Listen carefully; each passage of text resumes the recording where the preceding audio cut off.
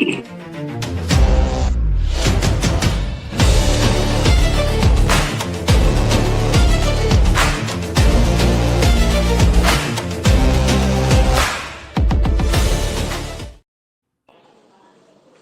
sports fans, this is Robert with WTP Sports Dudes here live this morning for another edition of Talking Sports Sunday.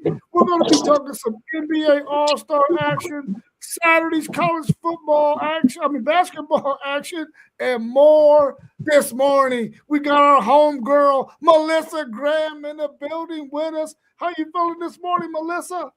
Listen, I haven't finished my coffee yet, so you're going to have to tone it down just a second. You know, I'm always coming in loud. We also got our man, Moss Bird of Level Up Sports 10 with us this morning. How you feeling, Moss Bird? I'm feeling pretty good, man. I'm glad to see you, Miss Graham. I got my coffee. I understand what you mean, but I'm always loud. I'm ready. Oh, I'm always loud. Welcome to WTP Sports Dudes Sunday morning, and it's good to see you. And I see you representing your Duke team, but it's good to see all the screens popping. Everybody got their coffee this morning. I see you over there, Doug. So it's just going to be a great show. Glad to have you. Appreciate you having me on this morning as well.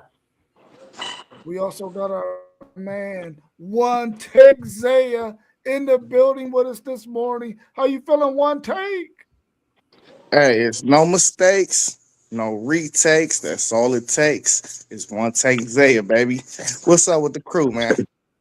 Feeling pretty good. What's up? We also got our man Doug in the building with us. How you feeling, Doug? Man, feeling good. Been a while. I've been watching you guys, of course, man. But I appreciate you guys letting me on. Just kind of the Sunday. I'm actually off, so just want to say hello, man. And last but definitely not least, our man SEC Sean. We brought him on last because he might have a story for us because he always got something popping for story time. How you feeling, SEC Sean?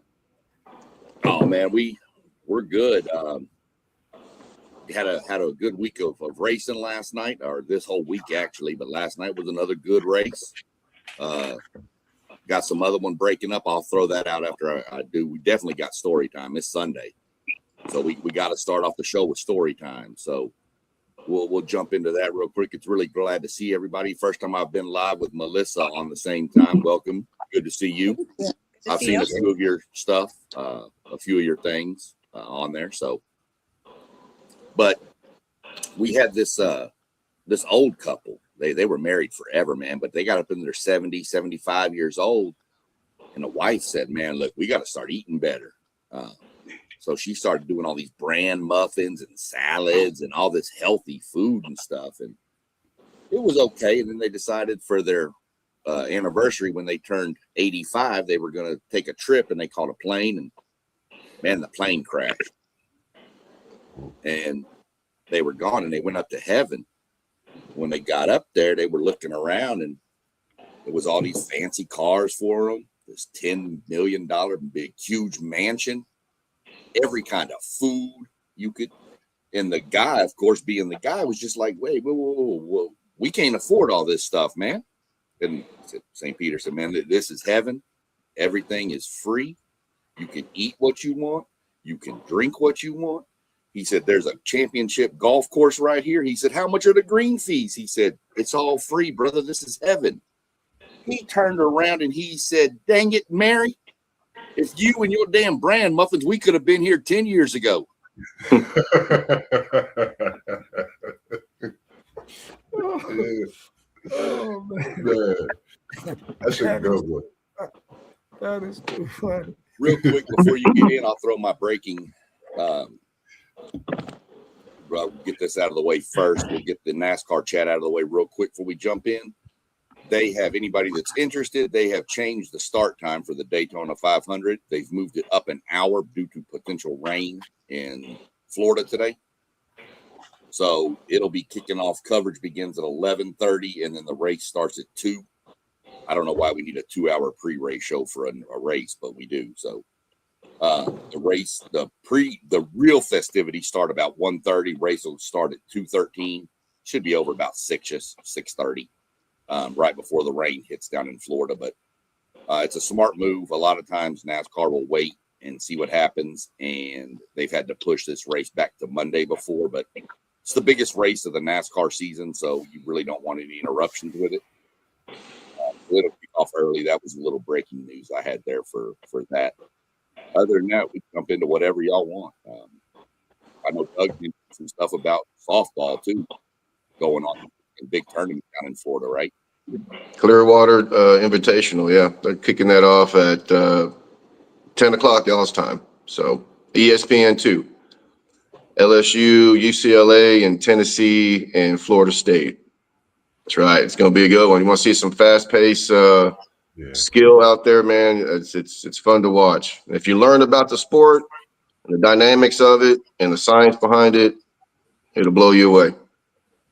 I do know Miss Graham's Duke Blue Devils beat my Aggies the other day down there. Oh, did they? Oh, yeah. Well, yeah. Well, I'll tell you what, man, Duke, they're all about their academics. I can promise you that. I can tell you stories about girls down here that have been recruited by Duke. They don't, when it comes to academics, man, that's number one first. I can tell you that. They got the student athletes at Duke, 100%. So. Well, that's good to hear. That's good to hear. And if you've never been to Clearwater, Florida, you need to go. That's an amazing place to go if you want a vacation, that's for sure. Let's get into some of this talk right now, man. President Trump has pardoned or plans to pardon several former NFL players for supposed fraud and drug charges. What are your thoughts on President Trump coming in doing something like that? I don't know if there's been any other president who has done this for athletes or former athletes. What's your thoughts on his actions of pardoning those players?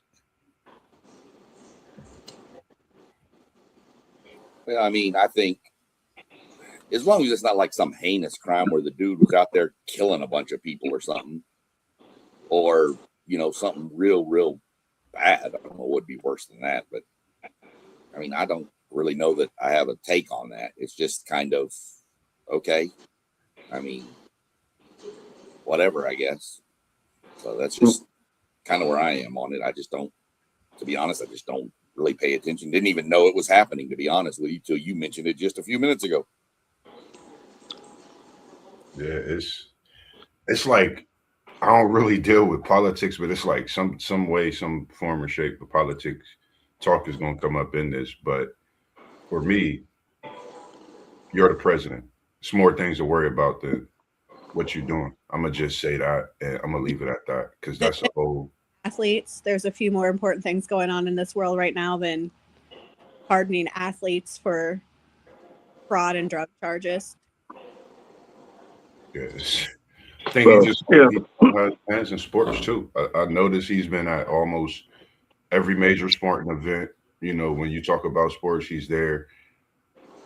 I don't know, man. He's we talked about it earlier. He's been trying to find his way into the college playoff talks. If he's not already in there, he wants his hands on any and everything. This is another way of him starting the show. Is he going to step into the sports world and try something? I don't know. Like you said, Ms. Graham, there's a lot more things I could be worried about. Yeah, you don't want me. Our current president. Mama always taught me if I ain't got nothing nice to say, don't say nothing. There we go. So I'm just keep quiet with you. I'm kind of with you on that, but I don't really have a problem with him doing, pardoning these guys. I know there's a lot more things going on, but he can multitask, I guess. But I'm just curious though, the drug charges, I get that. What's the fraud? Is that like some Brett Favre stuff? I mean, did Brett Favre ever get charged for that, stealing welfare stuff from the fine people of Mississippi, where he's from? I mean, Hinckley was involved in some insurance fraud. Insurance fraud. Okay. Well, he pled guilty to perjury after lying to a federal grand jury that was investigating insurance fraud. This is Klecko, a former star for the New York Jets. You pleaded guilty to perjury after lying. So I don't know if that's No, man. And he was stealing money from people. So, and he pleaded guilty. He just needed to do his time. Man, what the hell? I don't understand that. Like the drug charges, like the whole Nate Newton thing. I mean, I'm okay with Nate. I think he was pushing pounds of weed or something, but if it's stuff like that, man, I guess that's okay, but I just don't see how it has to be news to everybody. But I don't know. We're trying to deflect from literally time. I think Cat Williams said it best, man. Trump wake up every day and he signs something. It's just something. It could be about a whole lot of nothing. It could be a whole serious thing. It don't matter. He's just gonna wake up and sign anything. I seen that clip about what Cat Williams was saying, and he said he just wake up sign and shit. Then he get up the next morning like, what the hell did I sign?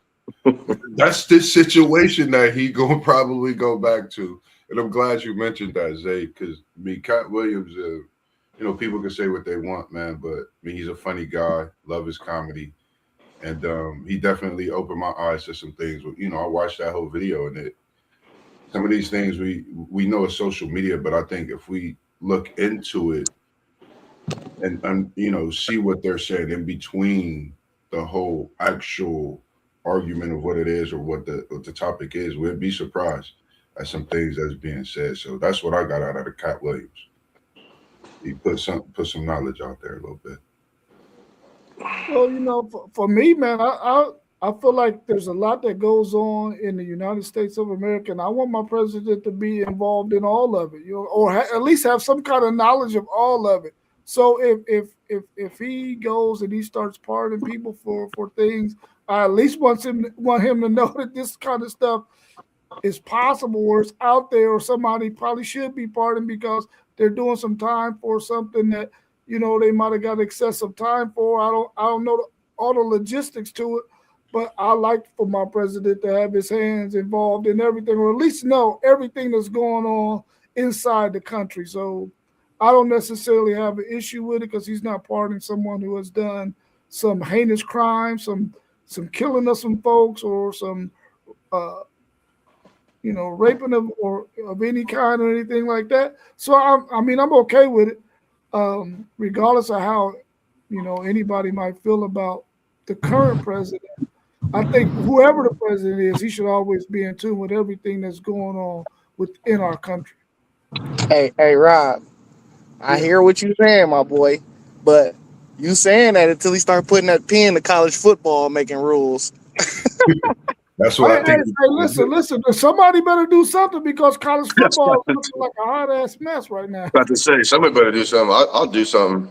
I think he will be the one to try to do something. Honestly, maybe if he did do something and it was out of this world, they might say, "Hey, listen, we got to get this thing fixed quick, fast, in a hurry before this guy do something else." Right.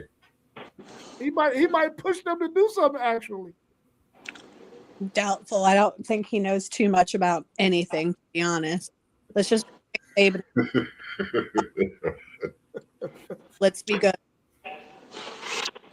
She don't hold nothing back. Nothing back.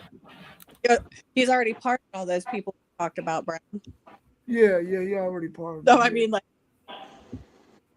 yeah, it's just pure deflection from everything that's currently happening with a certain man that lives right down the road from me in New Albany here. So it's just a deflection.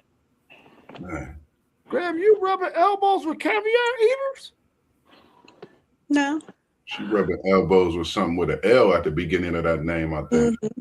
And on a lot of buildings around a certain campus right down the road from us. Yeah. I'm not rubbing. Promise you that. I'm hunting him down. Here it is. Found him. Come get him. Has anything stood out with any of you during All-Star Weekend this weekend? Has it even been something that you even tuned into? didn't even know it was going on. I saw some highlights of the dunk competition. Somebody almost got hurt, I think. Yeah, somebody But he was okay, though. I know Con Knipp 27 points on his first rack in the 3-point contest, but that was also on during the full college slate yesterday, so I only saw that on Twitter. Yeah, there was a lot going on yesterday. I saw Lillard. I saw Dame won the 3-point contest. That only reason was because it popped up on my ESPN feed. I really, to be honest, did not even know this was All-Star Weekend for the NBA. That's how out of tune I am with All-Star events. Yeah, I think the fact that All-Star Weekend is decreasing, and just to me, like we all talking about, we didn't, like you said, you didn't know it was on. College basketball seemed to be taking over. I actually stood out for me was Reed Shepherd, Dylan Harper, VJ Edgecombe, and a young Dunker Bryant for San Antonio. I had to actually rewatch the slam dunk contest a couple times myself to really see if anything could change. They need to add more players. Some of this great young talent that we have that actually can dunk the ball at a high level. I think some of them guys need to just step in and get into it, like we had Dominique Wilkins, George, Bud Webb, Vince Carter, Tracy McGrady. Those type of dunk contests need to come back. And, for Reed Shepherd, I think he really put the NBA on notice. That kid is special and he could go. And I think Houston, if they can get him going the second half, I think that was just the start of it. I think they could be a team to beat down this stretch as this NBA season go. And I like Dylan Harper and what he brings to the game. Going at it with your brother in that type of Rising Stars competition, to hit a bucket over him to win with your team in that moment, and watching his dad on the sideline, it gave me chills, thinking of me and my brother and the possibilities, thinking me and my brother. So, just seeing all the young talent, I was definitely pleased with where the game will be. I'm going to say 10 years from now. I'm not going to say quick 2 or 3, but I'm going to say 10 years from now, I do like where the game could be with this young core. My favorite part of All-Star Weekend is when all the boys come back to their college and watch games. We had Coop, Kaman, and Ty Reese sitting courtside yesterday for our game against Clemson, and it was just so good to see him back in Cameron. Oh, yeah. Definitely, man. Definitely a good thing. Yeah, I think the only thing that was worth something was that Rising Stars Challenge, because that's the only thing that was really competitive for me. It was very competitive. I liked it. The young talent, I think I watched that, and I rewatched a little bit of it. And we really got some good young talent in the NBA. If you go rewatch that Rising Stars game, I think we're going to be in good hands with the way these young guys is moving. And I think they're going to bring back that clash where you got to go at it, a few times in the playoffs, even in an All-Star game. So definitely like it. I'm mad I missed Drewski out there, man. I've been seeing some clips of Drewski. It looked like Drewski probably made it a little funny, though, Yeah, he definitely did, man. I like the kid, man. He's just what, I guess the media needs in this time of what we've been dealing with. It's always something that you can laugh about when you see Drewski. He's definitely a grinder, and I watch a lot of those guys and learn a lot from them. Their stories, and just different things that they went through to get to where they at. So I definitely applaud what he do and what he's brought to just the world with his funniness and things like that as well.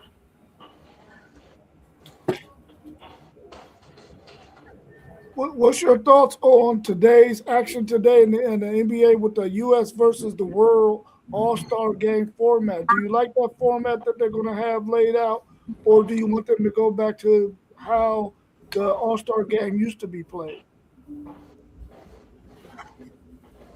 I think you need to, the format is what the format is. I mean, they're trying anything to make it where people will watch and tune in. So they're trying all kinds of, there's not a better word, but gimmicks to try to get likes and clicks and views and everything. I I've mentioned it before. I'd prefer him go to. I'd rather see an all-star team out of each division. The 4 different divisions, create an all-star team out of the divisions and play head-to-head that way. I think that would at least invoke some competition to it versus this, 212 to 210 scoring games we have, which just isn't basketball. That's just shooting at the rec center, playing around. That's all that is. Well, my question is, what made the All-Star game so freaking awesome back in the early 90s, man? When that was like when everybody looked forward to All-Star weekend. We can go back to whatever they did. Well, yeah, I know the game was different. They definitely played a lot harder for sure. But what exactly was it? Because I can remember in high school, man, that was like, college basketball was always popular. But when the All-Star weekend came around, man, everybody was talking about dunk contest, 3-point, and the game itself. They couldn't wait to see all these teams, from the other conference. These players you hear about, from I used to be in the, down there in Houston, we're Western Conference. You hear about these guys, these cats from the Eastern Conference, and that's when you finally got to really see them and stuff. So what did they do in the 90s that was so awesome that they can't do now, that nobody's watching? My take on that real quick, Doug, is you had rivals back then. Like players, rivals, right? They weren't trading jerseys after the game. I can promise you that. He didn't want to lose to Barkley or Olajuwon. That's right. And have to hear about it for the rest of the dang year. They didn't want to. Now there's no real loyalty because these guys are jumping teams every year or whenever. The rosters are turned. It's just like the transfer portal. There's players going from back in those days, you never would have seen Larry Bird go to the Lakers. You wouldn't have seen it. Now, I mean, you got guys jumping all over the place to go join up. So, and everybody's buddies, everybody's friends. That's it. And I'm not going to say, Jordan and Barkley were friends and they played golf a lot. They were respectful, but they were competitive. Well, off the court, fine. But when it came to lace it up, man, no, I want to beat you and I want to beat you bad. Malone, Stockton, Jordan, Bird. I mean, there was rivals back then and I just don't see them anymore. Yeah. As somebody who doesn't really do professional sports, I say college, they're these nice. But I could, back in the early 90s, later series. Hey, MG, you breaking up. I don't know why. Try again. Literally. Yeah, there's something crazy with that connection. Yeah, you got some glitch over there somewhere. You want me to leave and come back in? Maybe try to, I was going to say maybe back out and come back Well, in. come back in.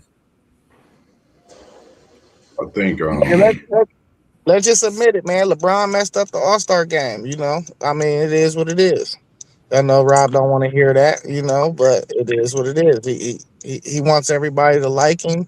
And, Kobe was trying to pass that torch with him. And he got mad when LeBron didn't take that last second shot in that All-Star game when they were going heads up.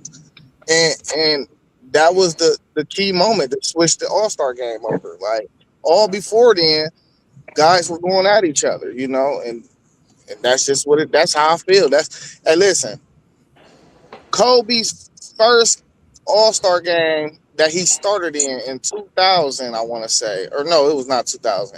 He didn't even start. I want to say it was 98. Him and Jordan was going at it the whole game. You know what I mean? Kobe was out there a young buck, but it was the fact that he this the best dude in the league. I know everybody watching. I'm going at this dude. We don't have that type of torch passing nowadays, and we know Jordan and Kobe, they wasn't like rival enemies, but we could call them rivals, we could call them rivals. Kobe rivaled everything about anybody he felt like was better than him at that point. So Man, just dudes don't want to compete, man. And really, I don't even blame just LeBron. I blame the European players too. And I blame Steph Curry. Amen. Steph Curry is part of the reason why the All-Star game is like this too. Because you shoot from 40 feet, and now you making everybody else think they can do it. Hmm. I think they changed the game for the Europeans, but whatever. I think for me, USA versus the world format. It's not the best. I like the old school way, East versus West. Like Yeah. you said, I'm actually sitting here watching the 2003, one of the greatest All-Star games ever, and you had me thinking about when KG threw that lob to Kobe in that All-Star games. The fadeaways. It's so much happened in that game, and then you think about watching when LeBron passed away. Everybody think about that, but we can't forget LeBron has never been the one to want to take that type of shot. I get it, but I wish we could get back to that dog. Like you said, SEC Sean, they didn't want to lose to Olajuwon Barkley. This is bragging rights. You go throughout the year with these bragging rights. I want to see the All-Star game get back to it. I quite frankly don't care about All-Star weekend anymore. I'm gonna just be honest because it's not what you want to watch. It's not worth that watch. I'm not getting what I got when I watched Mike, Kobe, Tracy McGrady, Kevin Garnett. I mean, I'm 86 Ralph Sampson and Olajuwon battle with Moses Malone and Dr. J and all them guys. Like, it's so many games we could go back and watch and like, wow, this is an all-star game. They're playing like an actual season game. And now it's just like they're out there playing with Legos. So I honestly don't like the NBA All-Star weekend. It sucks. It's trash. They got to do something about it ASAP. And hopefully they hear it because I'm quite frankly tired of it. I want to see something that's worth the watch. Might as well put it on something that you got to pay for and see if it get the numbers because I don't think it's getting any kind of numbers to be worth watching. Yeah, I feel like the players nowadays, man, to them it's just we just going out there entertaining, and lost the fact that it was the competition that made it entertaining. Yeah. Seeing guys from other conferences going head to head, wanting to win this game, wanting to have bragging rights, wanting to win the MVP, especially if it was in their hometown, and that player made the All-Star team. It just seemed like these players nowadays, man, it's all about, let's just go out here and make it entertaining, not have the competitive aspect of it even in the picture, when the reality is it was the competitiveness that made it entertaining for those of us who watched it back in the 80s and 90s and early 2000s. I wish that they could figure out the thing altogether, man, because what they've been doing lately has not been entertaining. Our next question is in lines of trying to change up this slam dunk contest, and I would like to get y'all's thoughts on that. Unless anybody got anything else to add about that All-Star format, USA versus the world. I think it was One Take Zay that mentioned this before. Would you like to see the NBA have slam dunk contests around the world and bring in 8 slam dunkers from those contests to compete during All-Star weekend? Because I think we've seen on YouTube and in some other formats, other platforms, social platforms, where these guys are slam dunking like crazy, man, and they doing some things that we don't see NBA players doing. Would that be a little bit more exciting for them to go to this kind of a format? As somebody who, again, doesn't really watch the NBA, but knows that the winning dunk last night was a running windmill, like, really? That you've seen a million times. Right. Like, I'm supposed to be impressed by somebody traveling 700 feet to the basket, windmilling, like, go away, like, find somebody else. And that, again, I have no dog in this fight because I don't do NBA or NFL, but that was what was impressive enough to win an NBA dunk contest. Like, come on now. Yeah. The the dunk contest, they did bring this up. You are correct, Robert. That was a phenomenal take he had when we talked about this before. It was a great idea. I don't know. I mean, Melissa said it right. I mean, we've seen this. I mean, the best dunk contest in my memory, I believe it was the 87 contest with Jordan and Dominique going at it. That was one of the best I'd ever seen. And it just seems now, I mean, we're stale. I mean, it's just, you're doing windmills and reverse 360s and throwing it off the backboard. Okay, we've seen all this. You got guys trying to jump over people in cars. And I mean, what are we doing? When is there going to be a car on a basketball court? So I agree with the Zay's take, doing it all over the world, bring in the best 8. They can even do a dunk contest before the actual dunk contest and put the winner or the 2 winners of that the first and second place against the NBA players. Yeah, I agree. That was a great thought one take. I watch a lot of different dunk contests throughout the year. Shaq just had one. Some of those dunkers dunk way better. And this dunk that won it, Zach LaVine was walking on air when he did his from the free throw line. So that dunk I seen last night, trash. I'm gonna just be all the way honest because it's been seen before. No disrespect to these athletes that's getting out and working on their craft. You make All-Star Weekend this dunk contest. Just think about, like you said, SEC Sean. MJ and Dominique paved the way for us to look at this in 2026. That's bullshit. Sorry about my language, but it's not worth looking, man. Like I feel a certain way about basketball, and I'm gonna speak my honest truth when it comes to it. This dunk contest is trash, man. Like it's not worth the watch. And I'm talking about since Zach LaVine and Aaron Gordon had it off. That's probably the last dunk contest that I watched, and I did watch your boy, get him a couple back-to-back. Matt McClung. Why couldn't they get him in this dunk contest? Right. I'm just saying.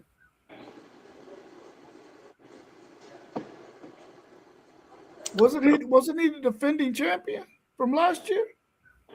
2-time, I believe, defending championship.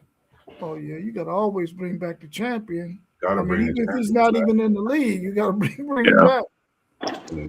I was even thinking of LaVine, McClung, Gordon, some of these guys that's been in that dunk contest that's won. What does it take to get this dunk contest back? Because right now you could create an event in place of the dunk contest and it probably do better numbers. Just saying. You need another Spud Webb to come through. Yeah. When he was dunking with Jordan and Dominique and even old Kenny Smith was doing his thing back in the day, man. I mean, there was some good stuff back in those days, but I don't think we have another guy. Spud Webb didn't do anything crazy. He wasn't doing. I know, but he was just glitch late yesterday. I know, but he was like 5 nothing. But that's what I'm saying. He was 5 nothing, and he was still out there dunking. So it was fun to watch, seeing somebody that small do that.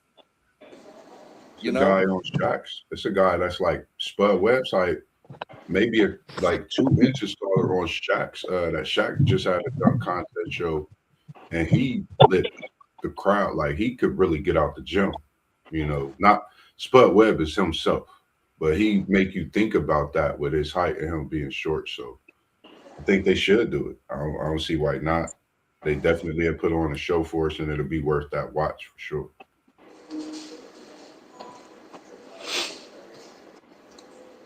Anything you got to add to that one take? All right, he might not be ready to roll. Let's talk a little bit about yesterday's basketball action.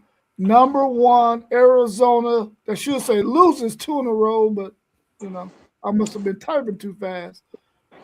Let me see. Can they fall out of possibly being the number 1 seed in the NCAA tournament? And what's your thoughts on them losing at home to Texas Tech yesterday?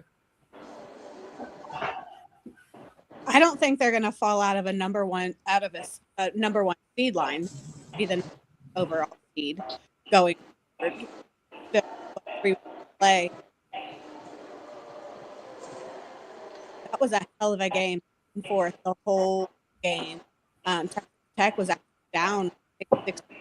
And that last 4 to 8 minutes was back and forth physical basketball. It was fun to watch. Unfortunately, losing 2 in a row at this point of the year kind of is going to be remembered, especially looking at, coming in. I don't think they're going to blow the 3 or 4 spot in the AP poll or coaches poll, but they're still sitting on a number 1 seed line for sure come March. And they did it without Noah Pete, or Koa Pete didn't play in the second half for Arizona. And Toppin struggled a little bit there in the middle of the game as well, but Tech pulled it out. It was impressive.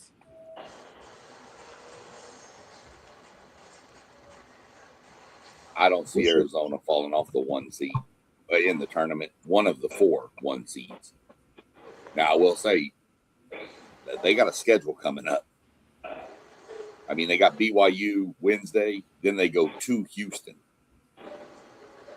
and then Baylor, and then Kansas comes to Arizona, and then they got Iowa State after that. They got a pretty rough stretch. They could drop a couple more games in this stretch, but they're still a 1 seed. I mean, you look, all those teams are ranked in the top 12. So Arizona is still, in my mind, the favorite. Do they fall? Michigan probably jumps to number 1. Arizona might even just fall to number 2 and be right in front of Houston and then Duke right there. Those are probably your top 4 1 seeds.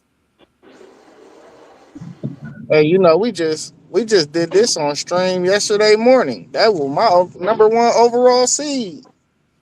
But when you get new results, information change. Yeah.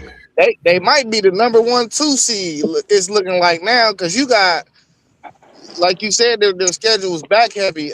Sean, you already had ran it down last week.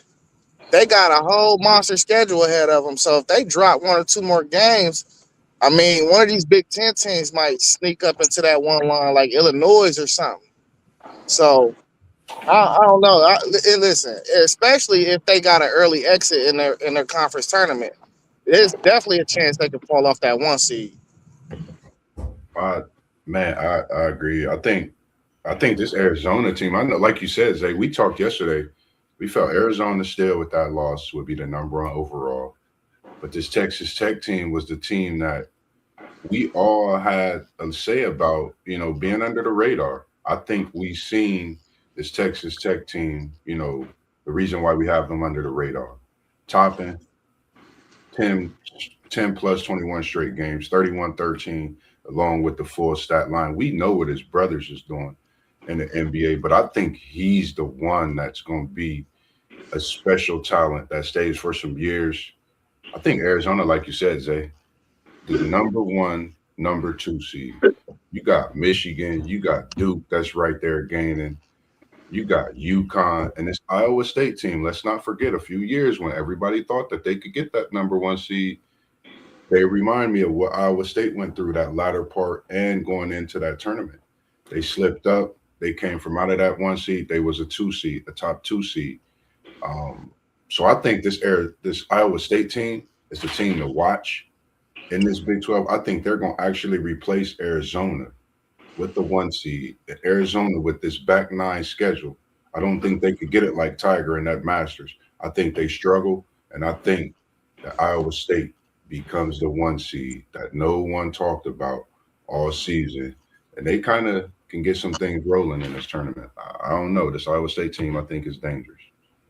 Arizona people might be seeing something that's not good. I know Koa Pete was hurt, but I don't know. That's 2 straight losses is tough. Yeah, I'm sorry. Go ahead.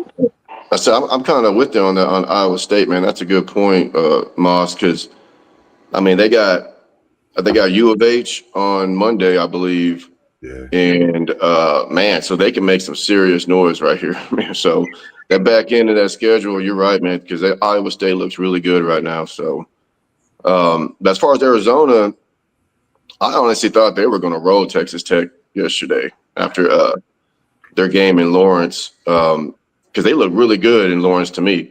Yeah. I mean, they look like everybody on that floor can score the ball, but they just look. I don't know if they looked flat or Texas Tech they just traveled, man. They came.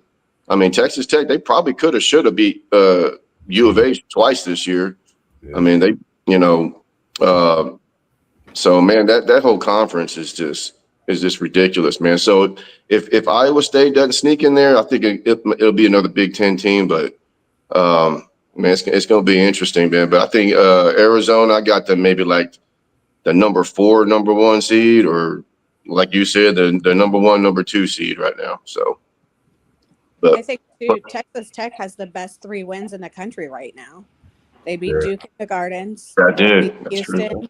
and then beating Arizona at Arizona. Like, they are eerily closely creeping to that 1 seed if they really want to, or that top number 1 seed. Iowa State just demolished Kansas yesterday, which after Kansas beating Arizona, I was not expecting that at all. Yeah. But I mean, Bill Self is going to Bill Self. So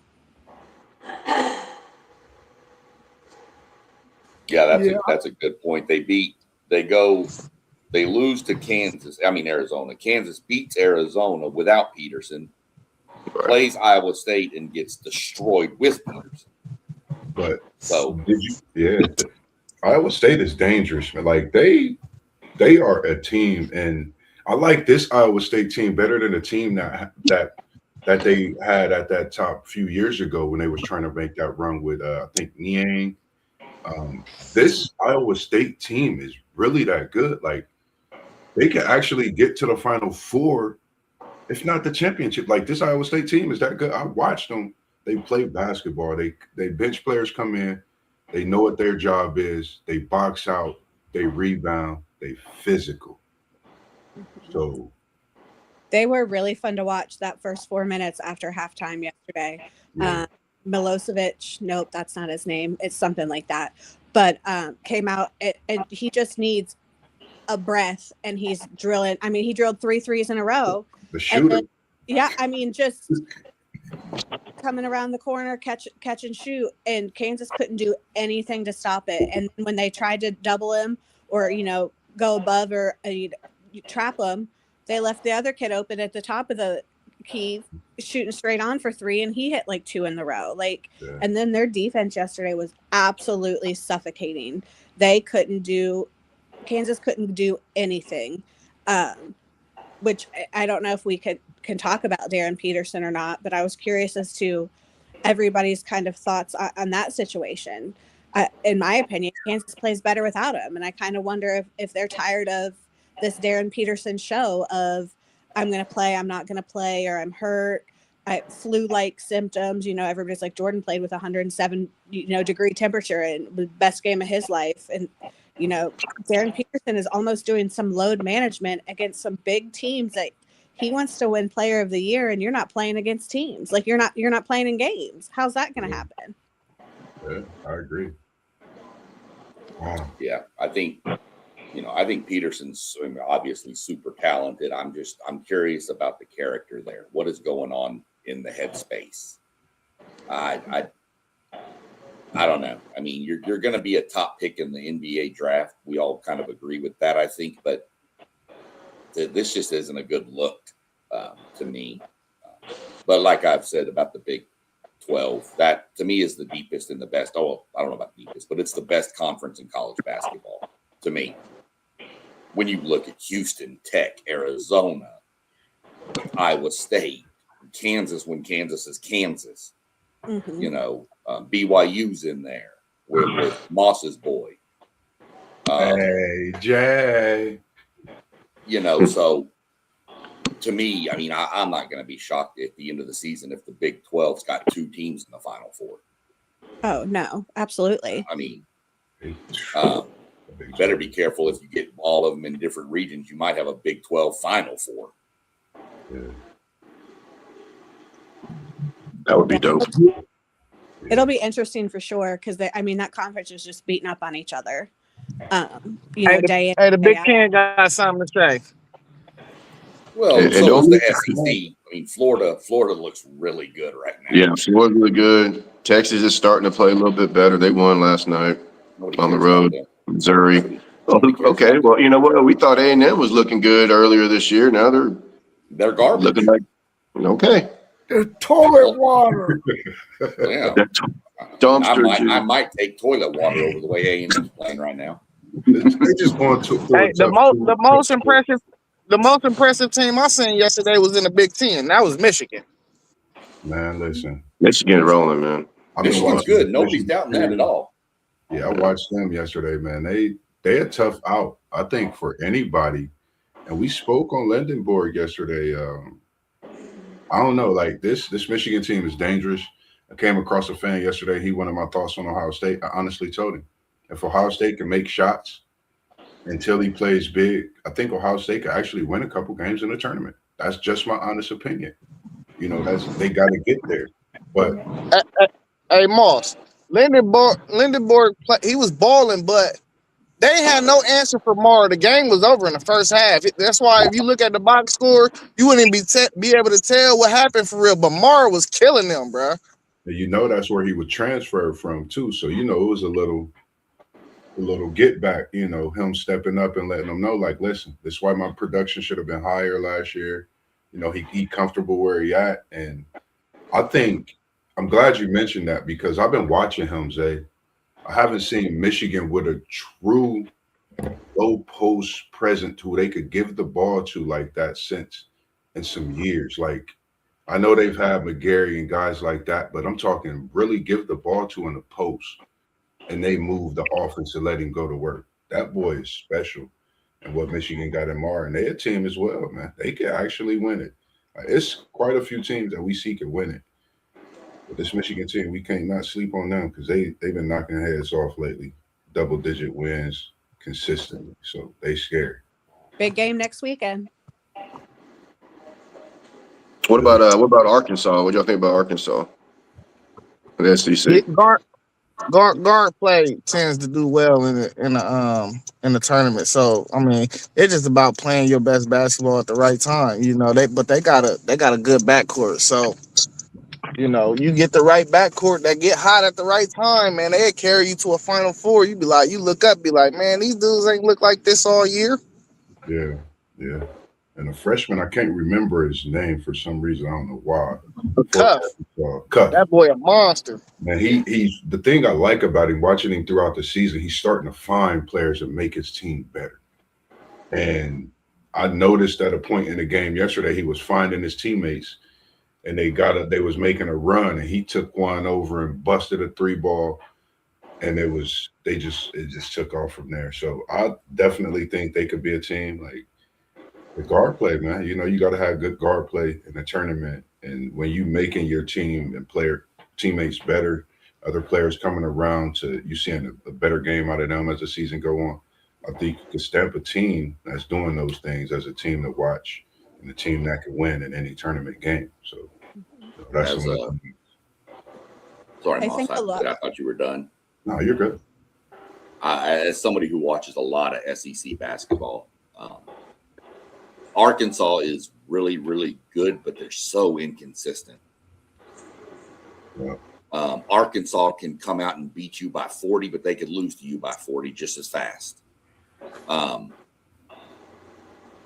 don't know what to make of them yet. They're super talented, and Acuff is just a monster. I've been talking about that kid for a few weeks now. He's something else. But to me, how long has Calipari been there now? 2 years. 2 years, yeah. Okay. You know, so to me right now, the SEC runs through Florida, though. Florida's front line is so nasty. Man, it's long, but they just so long. And then the Xavier Lee dude. Yeah. If he's on balling. Yeah, if he's on with that front line, you can roll 4 7-footers in. Yeah. They are bullies too, man. Oh, really. And they can stretch the floor too, though. Like, you know, they got a couple of them that can stretch the floor. Yeah, Condon, what is it, Thomas Howe or Hawk or whatever his name is. I don't know how to pronounce it. No, you They should can have. step out and knock them down. But to me, Florida's going to go as far as their guards will take them. Yeah. And if Yeah, Lee's I mean, they playing like got Boogie too. They got Boogie yeah, too. Boogie Boogie playing, nice. yeah, that's what I'm saying. If they're both on, because at the beginning of the year, those two guards weren't really doing a whole lot, and that's when Florida kind of struggled. But they've kind of put it together here lately, and they look really, really scary. Todd Golden even mentioned, he says that this team's ceiling isn't quite as high, but their floor's higher than last year's championship team. Yeah. And that's just a scary thought. If that team gets hot, I think they're my favorite out of the SEC. Alabama just has to outscore everybody. And then, of course, my Aggies looked good for a while. They've lost 4 in a row. But again, I'm not holding any grudges against them. I mean, Bucky McMillan threw that roster together. I mean, at a 5 and dime store, he was just buying whoever was left in the portal. So I'm cool with what we've done. I'm pretty sure if we can win a few more games, we'll be in the tournament. Can we win a game? Yeah. Can we make a deep run? I doubt it. But, I'm cool with what we got. Yeah. If they keep losing games, we're going to have to flip over to baseball season, though. Yeah, now y'all on the boat with us. I'm sorry, MG. Y'all on the boat with us, bro. Y'all not making the tournament, bro. She was about to get him. All it's going to take is a few more wins. We still got Arkansas coming up. We got Texas, Oklahoma. Play Ole Miss this week. Win a couple games in the SEC tournament. You can probably sneak into even the first 4 over in Dayton, which is fine. I may have to try to make that drive if that happens. I think you guys drilled it with the whole inconsistency piece of the SEC. We talked about the Big 12 is probably the deepest and best conference right now. They're just beating up on each other. The SEC has so much freaking potential, but they're so inconsistent. I mean, Cal is not getting his early Kentucky teams, or you're getting all these NBA first round draft picks, one and dones. Like you've got to create some players and build off of that too. And I think fans, SEC fans in general, are just expecting that it's Cal, come on in and do what you did at Kentucky. They are one day they're ready to build Mark Pope a statue in Lexington. The next day they're ready to hang him. And then Florida has been so inconsistent too.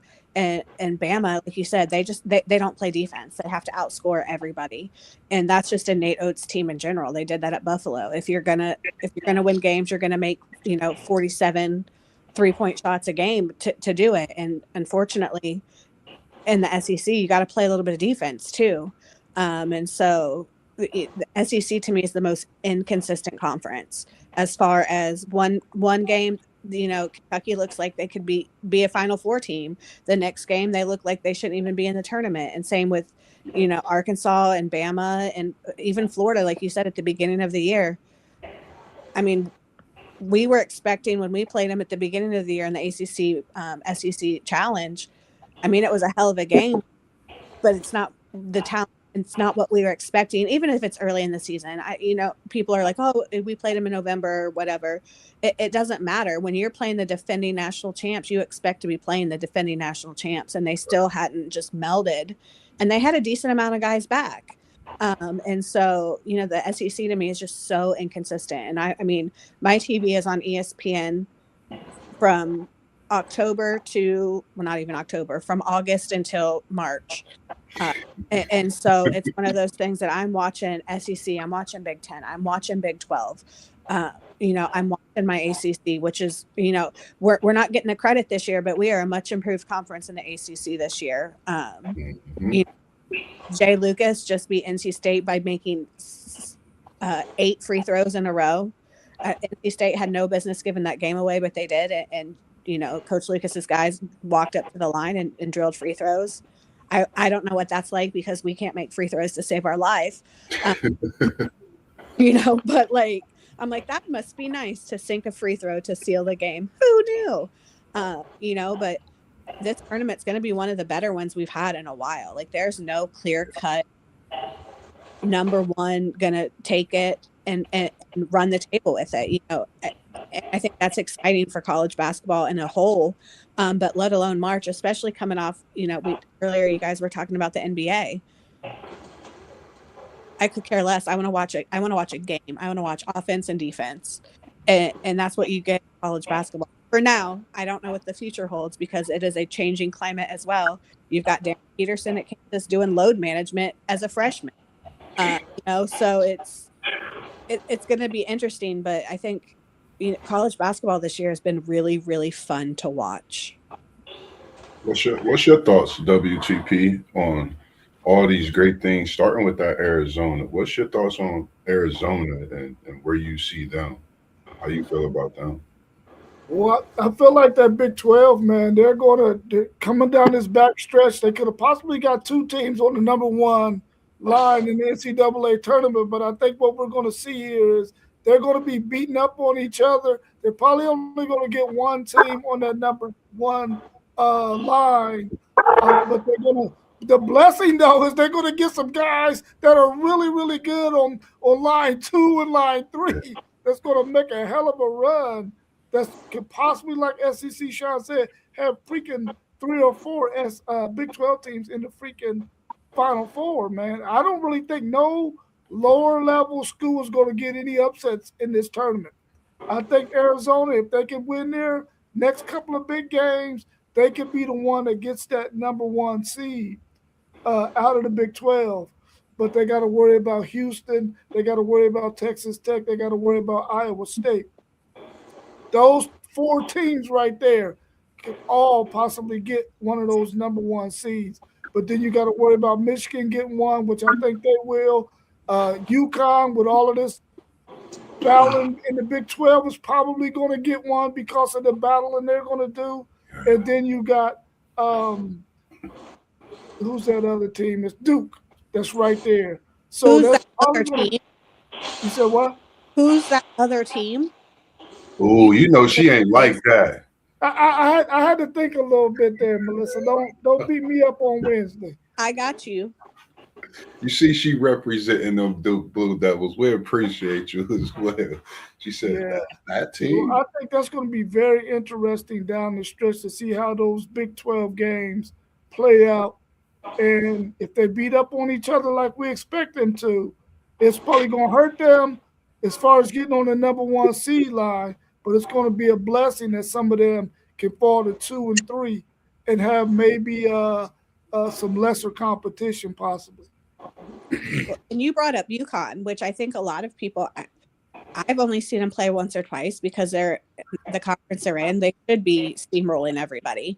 But it'll be interesting to see what they can do against a Big 12 team or against an SEC team. Danny Hurley is insane, literally insane. And I can't hardly stand to watch him coach. But at the same point in time, he's got UConn rolling again. And we're not even talking about UConn. Like, we're talking about Iowa State and Houston and Alabama or Arkansas and Florida. You know what I mean? Like, they're the number 2 team in the country right now, number 3 team. And people aren't even talking about them because they're in a conference that is lesser than, those top 3 conferences we've got going right now with the SEC, Big 12, and Big 10. And so it'll be interesting to see what they can do in a tournament when they have to play somebody outside their conference.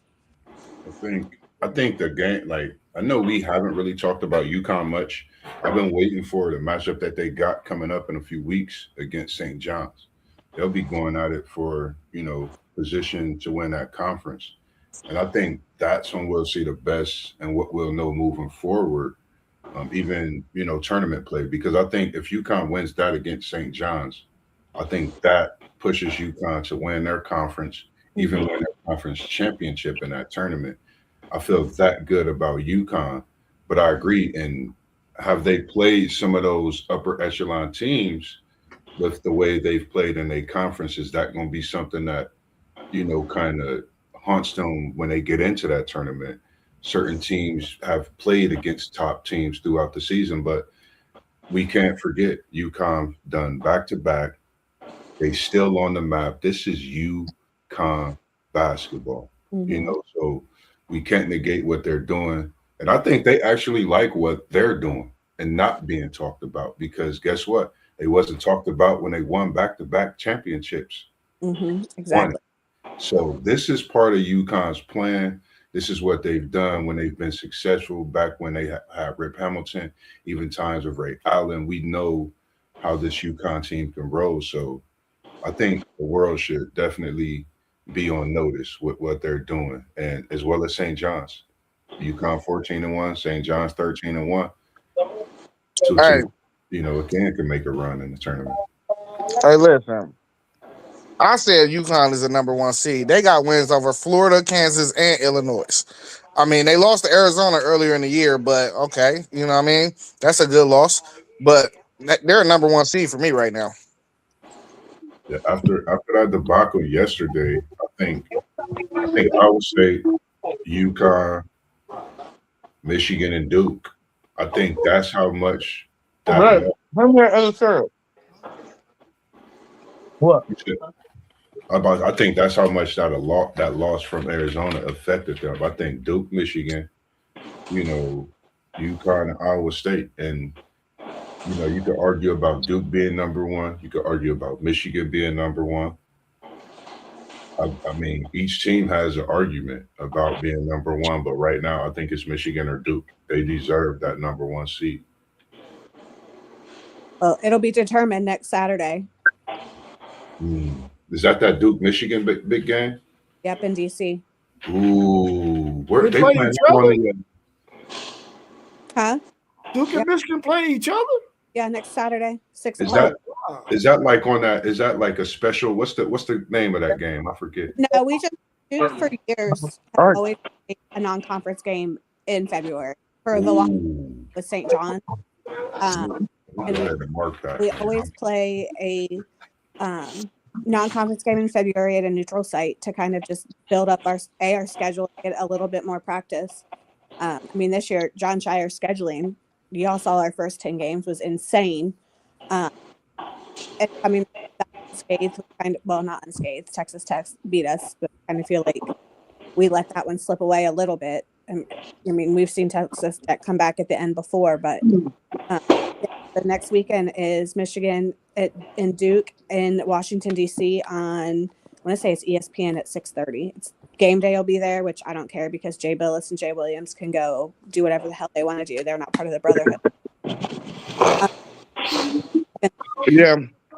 We'll figure out. It's going to be a hell of a game next week for sure.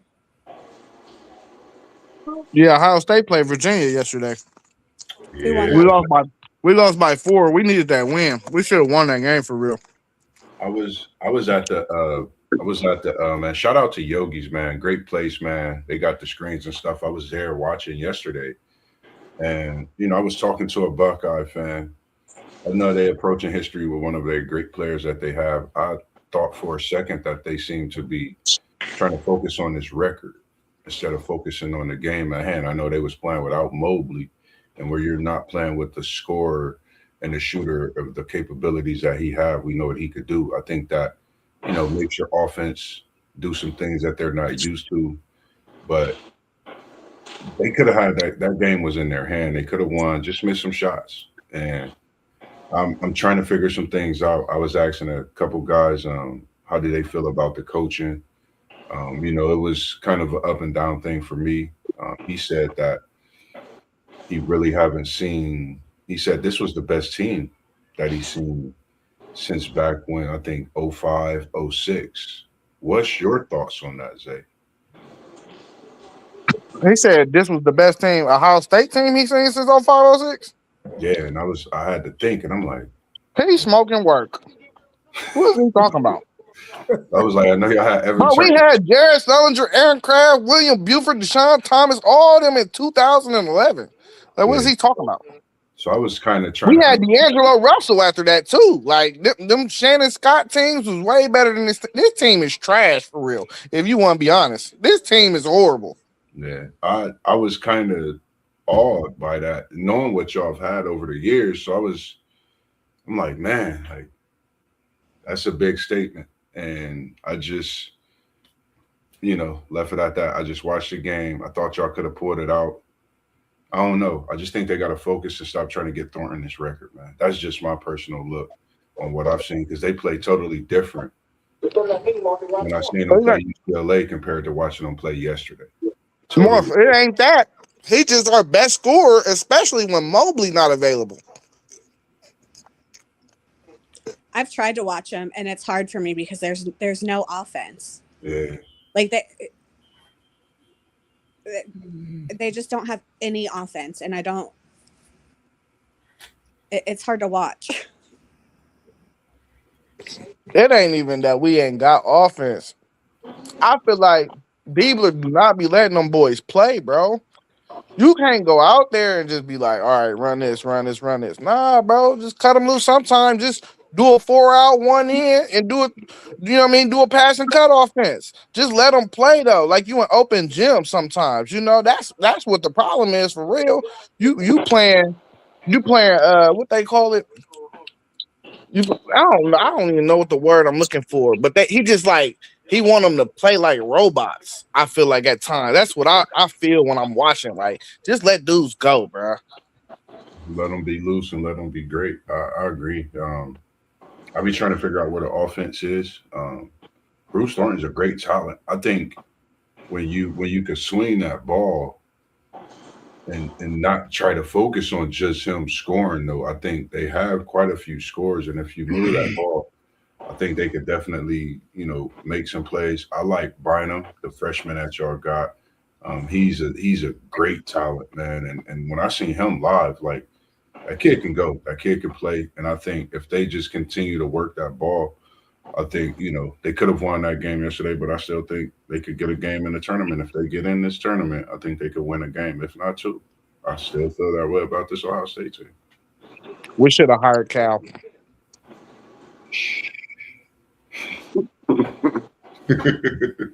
Y'all had the bread. So do y'all think Michigan's going to be number one when the new poll come out? Yeah. Yeah. Michigan. Without a doubt. Yep. I think next weekend could possibly be 1 versus 2. I think Duke could move up to the second spot. I think based on the week, you're right. Is what that's perfect. 1 versus 2. They go through this week. You got the Big 12 games matched up, trying to figure out who's going to crunch in between that 1 and 2. Because once that 1 and 2 set is done, we could possibly be, getting closer to really figuring out some of these draws in this tournament. But, like I thinking about it earlier in the season, is Michigan number 1? Is Duke number 1? I think Duke became number 1 at that point. Then they took a loss, I think, to Texas Tech, and then Michigan elevated. So I think it's crazy because right now they're on the collision course for this Saturday. So I'm going to get a nod to Michigan and Duke right there at 2. I think is, now where are we at in our seasons, respectively? We both earned our position earlier in the season, and up until this point, we earned it still, but we got to bang it out, and let's see who is deserving of this number 1 seed. I think that's the type of showdown. I'm excited for it myself. Michigan and Duke basketball. Man, this made me think about so many greats on each side of the basketball, those teams as well. I mean, I think Michigan is the most complete team in the right now. They're playing consistently both sides of the ball, and that Duke. I mean, yesterday a lot closer. We're throwing up prayers. We're missing free throws and we're missing layups. Like if that's not a winning. Yeah. At times where Duke is our own worst enemy, so we do that against Michigan because to me they're completely playing offensively and defensively. Nothing would make me happier than to take Elliot Cadeau down yet again.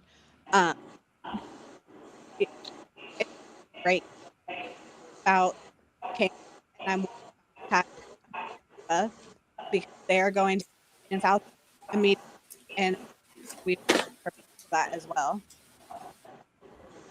Yeah, Michigan should move up to number 1. I think I've already mentioned that. I think Arizona slips to number 2. Duke. Back-to-back losses, just to slip down one. Yeah, I do. It's crazy. I still think, based on who they've played and their losses have been to both ranked teams. Both were, pretty close losses. I think the Kansas loss was like 4, and Texas Tech was 3. Those are 2 really good teams, so I think they're going to get the benefit. They could slip to 3, but if they go to 3, I think Houston goes to 2. Duke, the biggest thing I have with Duke, and I've said this before, is I just don't know if their defense is going to show up. And then the other game I saw against North Carolina, they had them down by 15, 16, and then North Carolina just stormed back in a quick second, was back in front. Yeah. So I like the Duke team, but the same thing I've mentioned with the SEC stuff. They're just inconsistent. And that's the theme of college basketball this year, is inconsistency. So I could see Michigan number 1. I could see Arizona 2 or 3. Top 4 is going to be Michigan, Arizona, Houston, and Duke in some form or order. Michigan number 1, and then the other 3 are kind of in an order right there. Yeah. And I think it's, I talking about he wants to let him play. At the Duke pick, times that I want John Shire to call, I feel like we get to play freely too much, and that gets us out of some rhythm and out of smart. Like, I laugh because he's going to throw up a 3, and I appreciate that because a majority of them go in, but a few that go completely haywire, and then it kills the run, or we can't get inside to Cam, or we're just chucking up 3s. Like, there's time for John to step in and coach because we're so inconsistent on offense, and then it leads us to be inconsistent on defense because we've thrown up something that was prayer, and we're slow to get back on defense. And our defense is actually really, really good. We switch everything, but it's frustrating to watch them have so much talent, be so. My group and I are like, if we could put together a full game, like if we could have that first half of North Carolina, if we had the same second, it didn't. They came on. It is. Still. They with 20 seconds left. Gave that game away. We get them in a couple weeks on March 7th, but we're. Not an excuse because we've got 3 McDonald's All-Americans, and Cam Boozer, quite possibly the player of the year, the freshman of the year, and just so inconsistent. And I think people forget that sometimes it does go back on the coaches. And I would love for John to be able to step in and coach a little bit more and not be willy-nilly about, just get the ball and go, because it's worked in our favor, but it also has not worked in our favor. I would say times than not. We've been on big runs, and then Hey, Millie Graham, I'm sorry, man. We really did not hear nothing you was saying. It was chopped up. I don't know. You got some really good tapes too. She was saying I was catching what she was saying too. She was talking that talk, but it's chopping. No, I was about that because what she was saying, I was in agreeing with her. And one of the things I noticed is when Sarr plays great, he's getting that defense on the defensive side of the ball. When Sarr plays well, Duke is unbeatable. And I think Sarr's the X factor for Duke's championship run this season. If Sarr plays well, I think when Sarr plays well, he's pushing Evans to be better. Because a lot of people don't pay attention as much as some, how we do. Sarr came in because of Evans' sluggish shooting. So Sarr is another player that can not just stretch the floor. He's lengthy, he's long. He loves playing defense. He loves just being out there, being himself. And I think when you have a player like that at the University of Duke, who we know when the camera carries, he's going crazy for you, you're his talent. And he's that special for Duke. When he's playing well, like I said, Duke is unbeatable. And I think that's the key to Duke's season success from this point on forward is Alex Sarr because he just have a different motor. He's loud. He had his big shot. He's jumping around. He's showing so much emotion, and you could tell he's loving just being out there on the floor with his guys. He was the same way when he was on the bench. So seeing it on the floor in motion amongst the crowd, big shots, can't ask for nothing special more than that. So I think, like I said, we're gonna be in for a great week with this college basketball, man. The kickoff, especially with Houston, Iowa State. You got BYU. Oh man, it's just a great week of college basketball. I'm looking forward to it. Hey, Mark, I like that you be trying to keep the peace and man, Duke is beatable, man. Their best player is mid. Cam Boozer is the best mid player I've ever seen. If you don't right now, no, listen. He's Tyler Hansbrough. He's Tyler Hansbrough. Don't you ever? But I don't know, man. I'll be watching my back on Friday. Shooting down, man. But no, I say that about because I watch Duke. I don't know. Alex Sarr is special. I really like this kid. If you go watch some of the clips and think of Duke season, some of the bigger games that he played, just think if he played in them games earlier in the season, like a Texas Tech game. Just watch when what was the game y'all just Duke played last week when Sarr, he hit I think it was a North Carolina game. Yeah.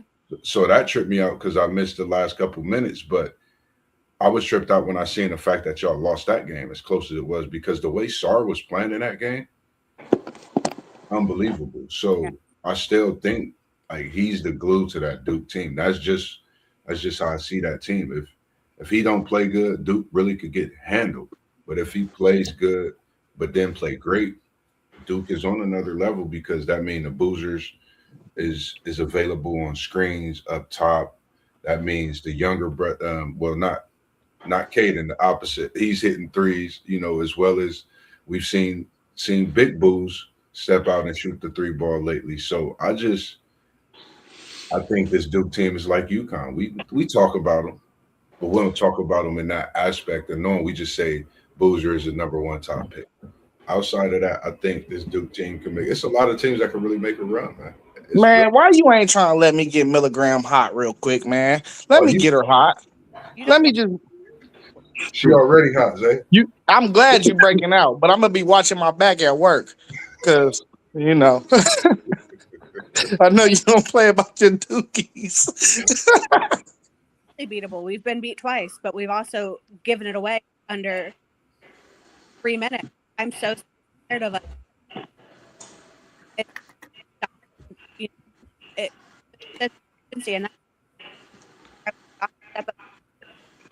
Got to rely on Malik Brown.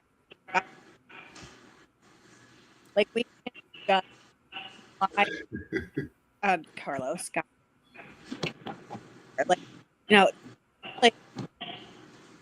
We cannot hear nothing you saying, Milligram. I think Zay trying to start some beef anyway. He wants you to go back out and come back in. I think it's him because I know where he's at and I know the Wi-Fi there. I ain't there though. Look, you think you know where I'm at. I ain't there. I got you. Don't worry. Oh snap!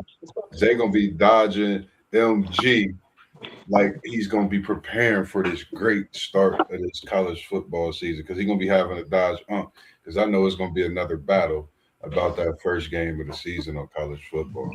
Nah, but listen though, I really feel like it's no unbeatable teams though. Like honestly, with all honesty, like I don't think there's not one team that I can identify that really don't have a weakness. I feel like Duke's weakness kind of got exposed when they played North Carolina. If you got some upper echelon talented bigs, you can get Duke. You can get them. I'm going to stop you right there because they had 1 foul in 20 minutes. Henry Vasar had 0 fouls defending Cam Boozer. 0. Playing defense without fouling is a skill. It's pure luck in college basketball. You can't tell me there's not one foul on.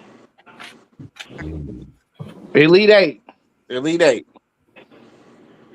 And I'm not saying we didn't deserve to lose that game because we gave it away at the end, but you tell me one foul on 20 college. Hey, they talk about your chef skills in the comment section, Moss. Courtney Grisby. Oh, it's one of my I think one of my workers, Miss Courtney. I just started working with this week. Just started working with last week, Miss Courtney. Appreciate you coming in and tuning in as well, Miss Courtney. Man, that's appreciated, man. I don't be realizing how many people actually sometimes listen or hit that, notification and subscribe button when I'm doing what I'm doing, if I'm yelling at people or even telling my coworkers. But I definitely appreciate the support all throughout. And I was in the chat. I just hit 400 subscribers. I woke up this morning. I noticed I have 400 subscribers, man. It wouldn't be possible without you all. I appreciate everyone that's tuned in, whether it's been a post, anything that you've seen, liked, comment, the live streams.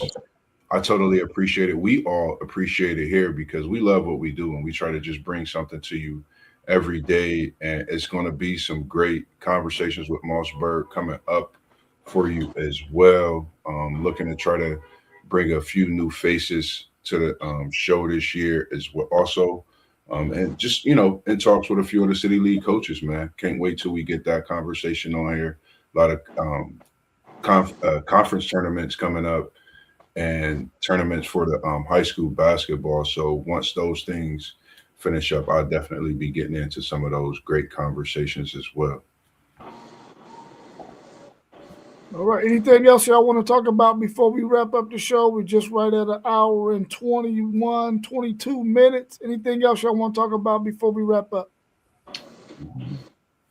Shout out to because Go ahead, Ms. Mary.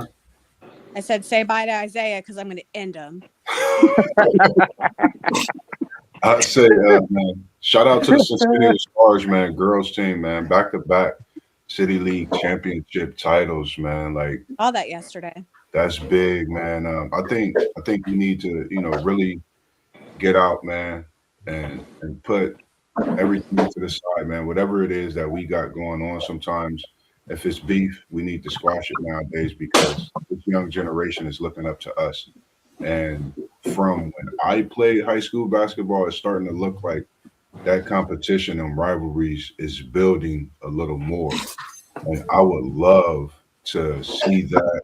So if you're watching, if you're a parent in the city, man, we know the city don't get all the respect and, it's so much that go on, but keep your kid in the city, man. We want to see some of these rivalries like it used to be. For those who could be a village, man, step out, be part of that village to make sure the community is moving in a way that it can. I know Unc was a part of that, for us growing up, just always making sure that, we were doing what we needed to do. If he had to bust our ass, if we walking up the street, he had the ability to do that. We need to get back to that so we could have that understanding that everyone does care about each other.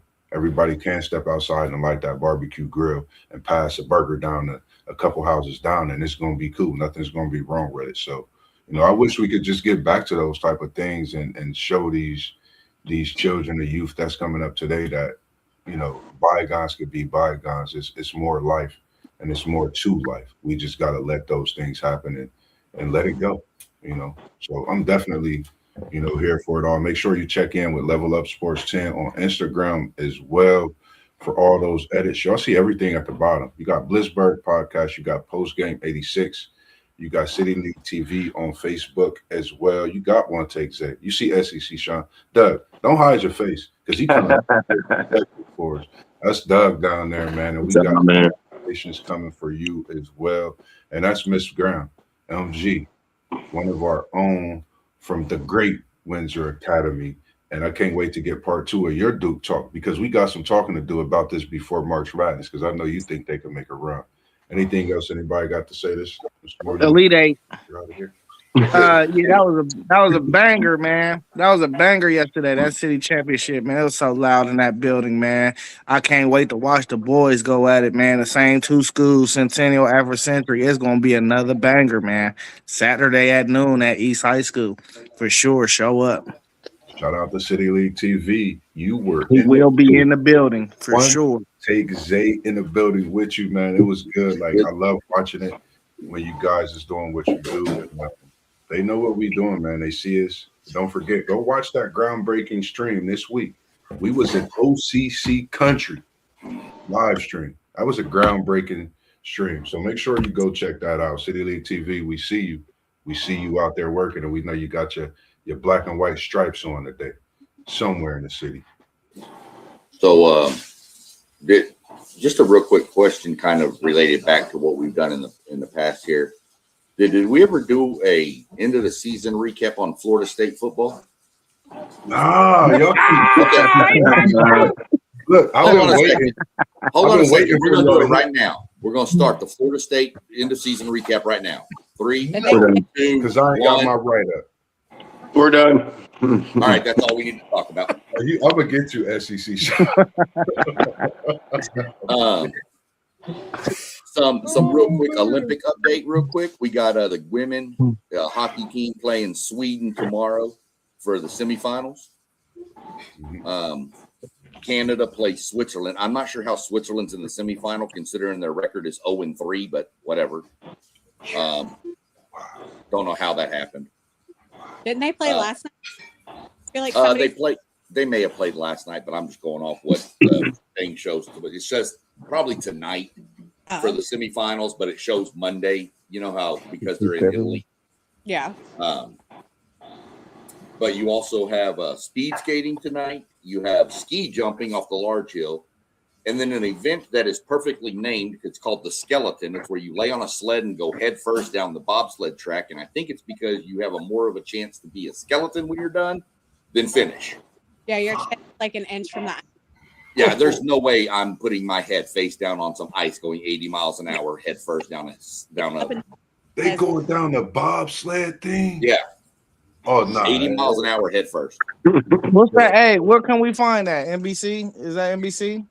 Peacock, NBC, US. The speed skating championship. USA, any of the NBC channels. You can find it on. Because that speed skating, them two in that speed skating, they're like they're speed, they're fast. I gotta say, this is one of the better Winter Olympics for the U.S. Yeah. I mean, we got 17 medals. We're in third place in the medal count, and our best figure skater dude, who's from Virginia, is like they call him the quad god. Bombed it. He bombed it, yeah. Fell twice. And he was the hands down gold medal champ. That he was given the gold medal before the game started and finished. Quad gave up on him. Yeah, I guess. She said, Sniper. Leave it to say. Get enough squats in.